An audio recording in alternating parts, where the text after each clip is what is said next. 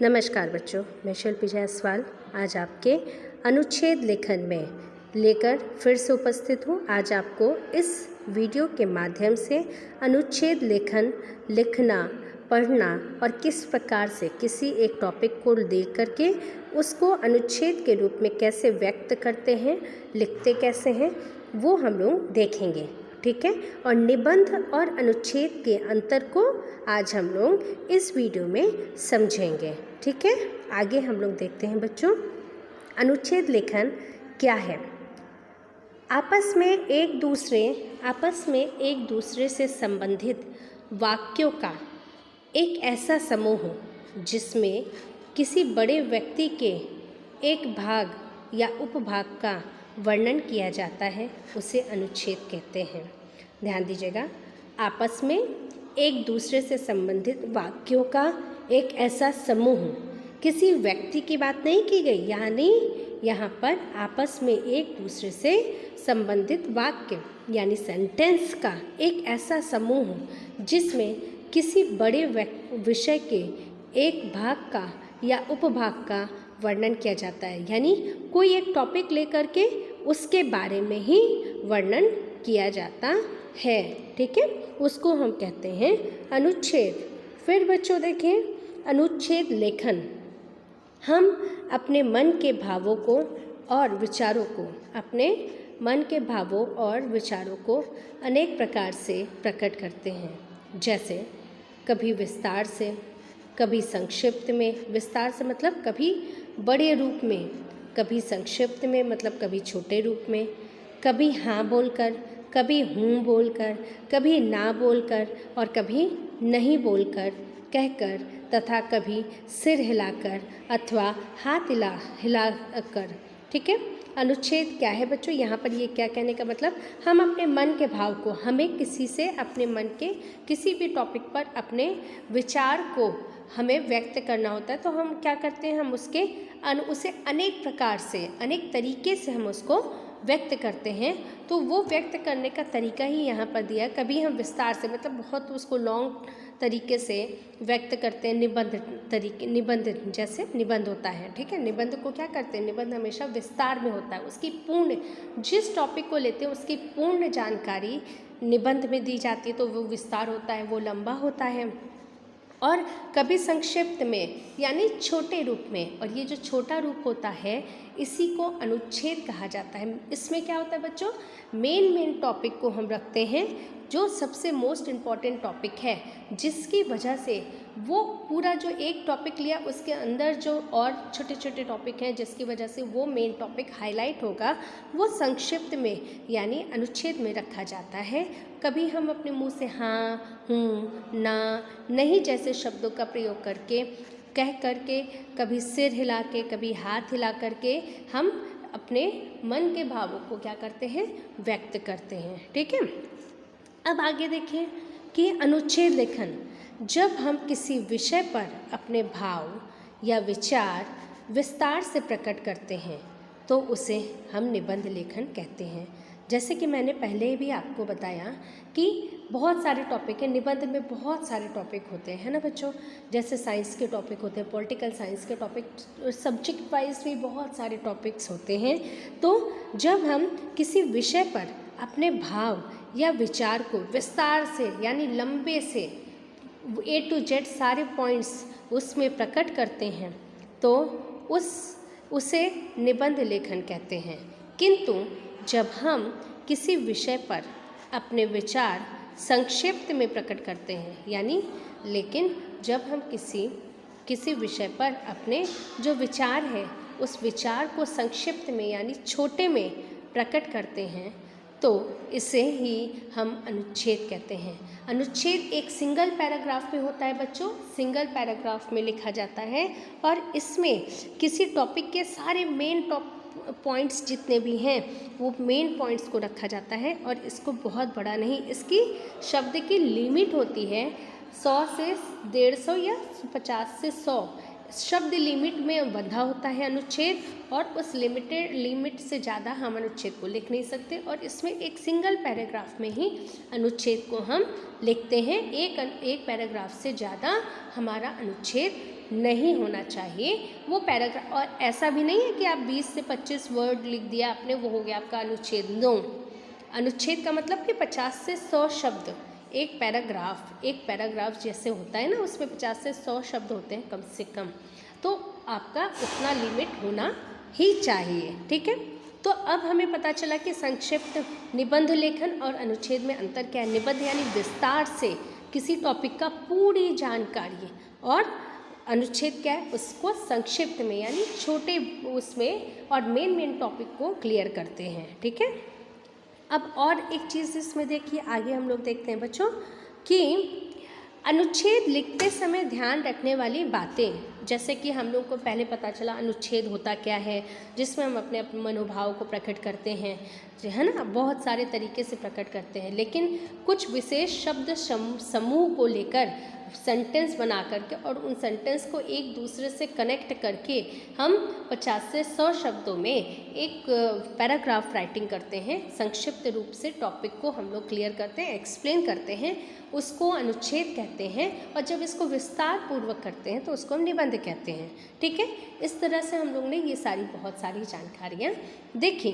अब अनुच्छेद को लिखते समय ध्यान रखने योग्य बातें, जब हम अनुच्छेद लिखते हैं, कोई भी राइटिंग लिखते हैं, तो उस राइटिंग को लिखने में हमें बहुत सारी बातों का ध्यान रखना पड़ता है ना, बहुत सारी चीज़ों का ध्यान रखना पड़ता है।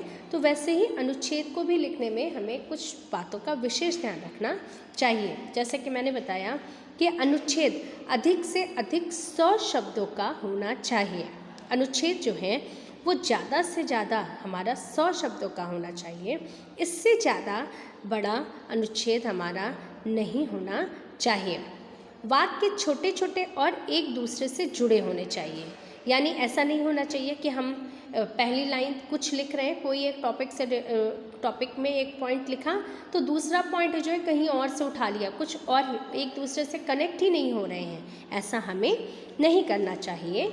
वाक्य छोटे छोटे और एक दूसरे से जुड़े होने चाहिए, यानी एक दूसरे से सेंटेंस का कनेक्शन होना बहुत ज़रूरी है।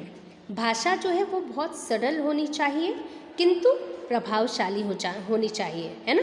जो भाषा है हमारी वो बहुत इजी वे में होनी चाहिए, बट बहुत ही प्रभावशाली। शब्दों का चयन, जब आप अनुच्छेद लिखो तो उसमें जो आप शब्दों का चयन करेंगे वो चयन बहुत ही सोच समझ के करेंगे, जिससे आपका वो एक पैराग्राफ ही बहुत ही ज़्यादा इफ़ेक्टिव लगे। ठीक है, अनुच्छेद में भूमिका तथा उपसंहार की आवश्यकता नहीं होती है। जैसे कि हम लोग निबंध लिखते हैं तो टॉपिक के आने के पहले उस टॉपिक में जाने से पहले हम लोग एक भूमिका तैयार करते हैं। ठीक है, और उसके बारे में छोटे छोटे पॉइंट्स लिखते हैं तो उसको उपसंहार कहते हैं। तो यहाँ पर अनुच्छेद में हमें इनकी ज़रूरत नहीं पड़ती है, हम डायरेक्ट पॉइंट पे आते हैं अनुच्छेद में। ठीक है, यदि हम अनुच्छेद के आरंभ में अनुच्छेद से संबंधित सूक्ति, उदाहरण या कविता की पंक्ति लिख दें तो अनुच्छेद प्रभावशाली बन जाता है।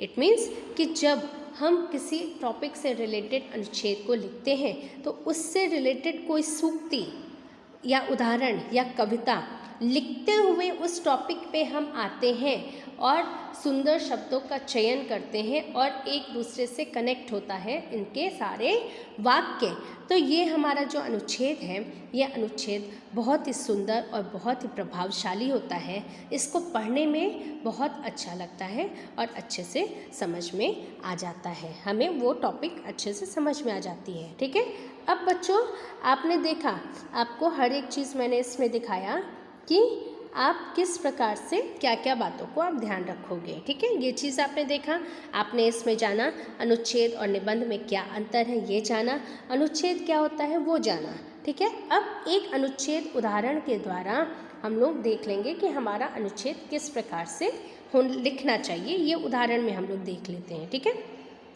अब क्या है, एक टॉपिक हमने लिया वायु प्रदूषण, ये आपको लिखना नहीं है अपनी नोटबुक में, वो टॉपिक में PDF में आपको दूंगी और वो PDF आपको अपनी नोटबुक में लिखना है। ये सिर्फ आपको समझाने के लिए यहाँ पर मैं ये टॉपिक ले रही हूँ, वायु प्रदूषण। ठीक है, ये है हमारा टॉपिक वायु प्रदूषण, जिसके द्वारा आप अनुच्छेद को समझेंगे।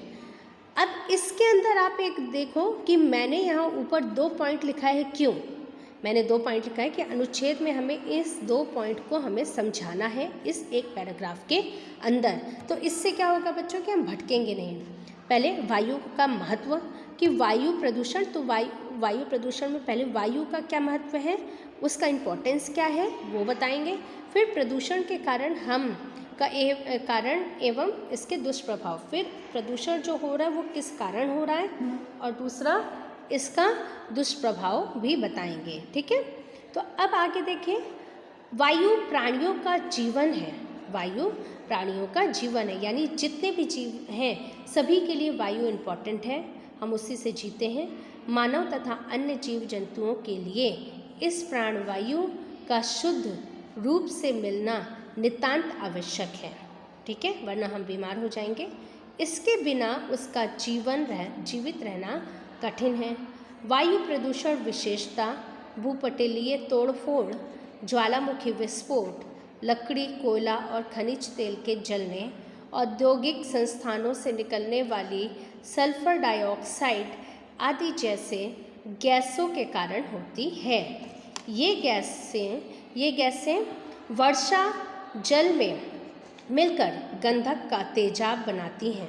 ठीक है, तेजाब बनाती हैं और जीवों को हानि पहुंचाती हैं। वायु प्रदूषण कोहरे और धुएं से भी है। ठीक है, कुछ प्रदूषण एल्युमिनियम के कारखानों में उत्पन्न क्लोराइडों से भी होता है। इन सब प्रदूषणों से एलर्जी उत्पन्न होती है, जो एक भयानक रोग है। वायु को प्रदूषण से मुक्त रखना हर व्यक्ति का कर्तव्य है।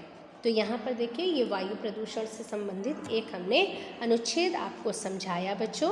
तो ये देखिए, यहाँ पर एक सिंगल पैराग्राफ है और इस सिंगल पैराग्राफ में वायु प्रदूषण से संबंधित, वायु प्रदूषण पहले 2 लाइनों में बताया कि वायु प्रदूषण क्या है, किससे होता है।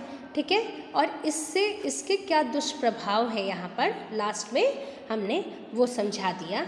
तो इस प्रकार से हमारा अनुच्छेद, सभी टॉपिक हमारे ऐसे ही होने चाहिए। आप माइंड में एक बार रखो कि इसमें हमें क्या क्या टॉपिक देने हैं, और मेन टॉपिक, ताकि भटको मत आप टॉपिक से, इधर उधर की बातें उसमें ना आने पाए, और एक सिंगल पैराग्राफ में वो सारी चीज़ें, सारी डिटेल उसमें आ जाए। ठीक है, तो बच्चों इस तरीके से हमारा ये पैराग्राफ राइटिंग यानी अनुच्छेद का वीडियो कंप्लीट होता है, और आशा करती हूँ कि आपको बहुत अच्छे से समझ में आया होगा। नमस्कार बच्चों।